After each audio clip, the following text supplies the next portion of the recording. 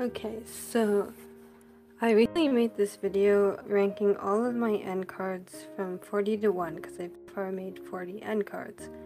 Basically, when I made this video, there were a couple of people asking like how to make end cards, like right here. The first comment is from a channel called Quiet Ziegler asking how to make end cards. So I decided that I would show her, or all of you rather, how to make end cards, and I was going to start with this stance right here, Quiet Voices. So what I do is I use this website called LunaPic, and I've searched it up on the Apple Store, and apparently there's also an app called LunaPic. I'm not sure if this is the same thing, so I'm not sure if you can use it or not, but I use this on my computer, so like computer. But I've also heard of this thing called IBS Paint that does the same thing. Okay, so basically the first thing you have to do is you have to get your picture. So I actually got this big picture and then I saved it. So I already saved that on my computer. And then you basically just find the picture. OPQ, Quiet Voices. Okay.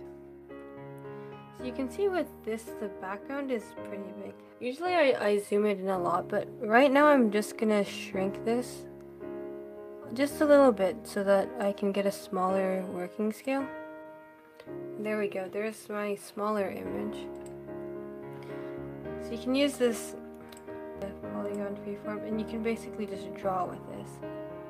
Don't do that though. Okay, so basically I'm looking through the camera, I should look at the actual screen, but this is not going to be really good because I'm just trying to do this quickly so that I can get into a short enough video for you guys to watch. Okay, this is actually really bad.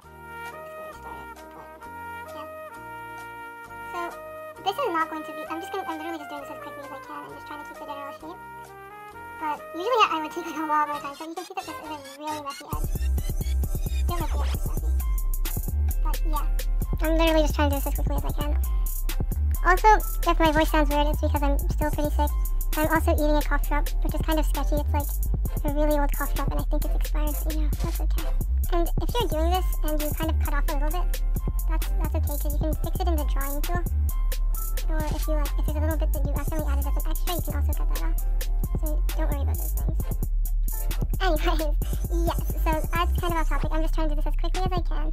But basically, you can see you just trace the general outline. I'm literally rushing this so much, I'm like cutting off her entire foot, but oops.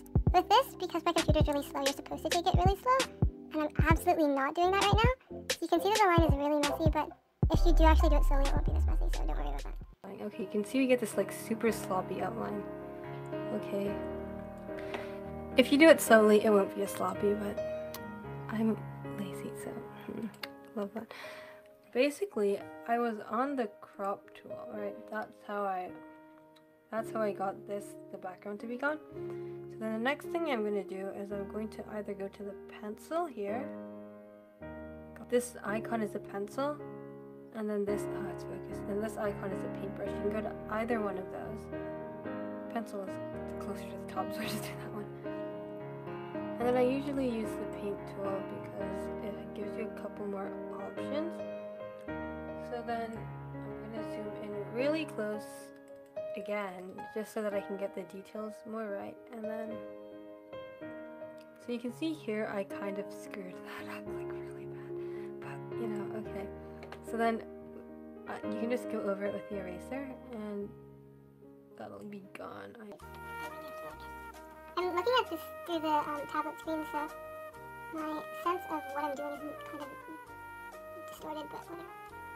And it's also okay if you like cut off a little bit, so you can just drop back for this tool. And like also if there's too much, you can also erase it like what I'm doing right now.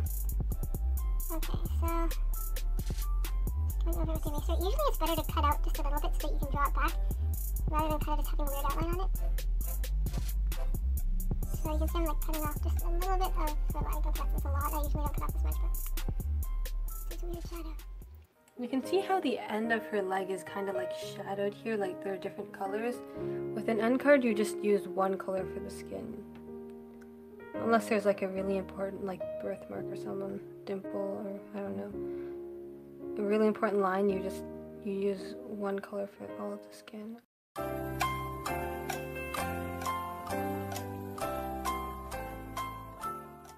Okay, so the next step to make an end card is to draw. So there's this pencil tool, but you see this eyedropper tool here, this thing here. It's the eyedropper. You can basically use this eyedropper tool to find the skin color. Like, well, it's any color. Like if I go to this, it'll make it black, and if I go to this, you can see how this changes. It'll make it this dark color. But basically, I usually try to make it like the color of the tights, or just kind of a lighter color in general. So again, I'm kind of just going to be rushing this because I want this to be in a short video, and it's already 12 minutes, so I failed at that, but it's okay.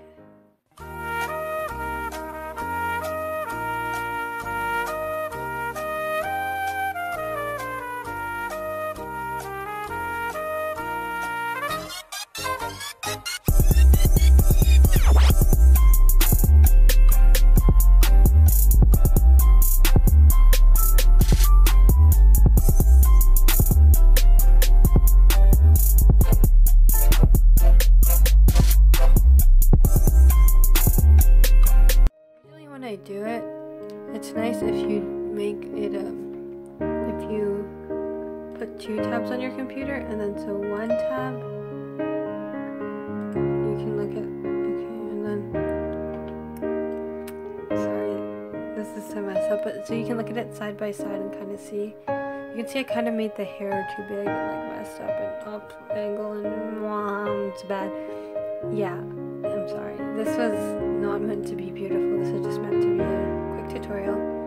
Of course, when you're actually making it, you can make it as detailed as you want, and preferably don't make it as bad as I did, because I missed a lot of spots here. Anyways, when you get to this part, okay, obviously apply changes because it's done, and it'll give you this wondrous thing. I'm just going to zoom back out so you can see the full image. Right there, okay, 110, that's fine. And when this is done, you click the save button. There's also a save thing right there. I use that, oh my god, not this. I use this, save, and it will give you options to save as all sorts of things. For this, because the image is transparent, like the background is transparent, you have to save it as a PNG, otherwise the background will be saved as usually black, and that usually doesn't work. So yeah, there's that. Okay, you can see my super ugly downloads folder, and it'll come up.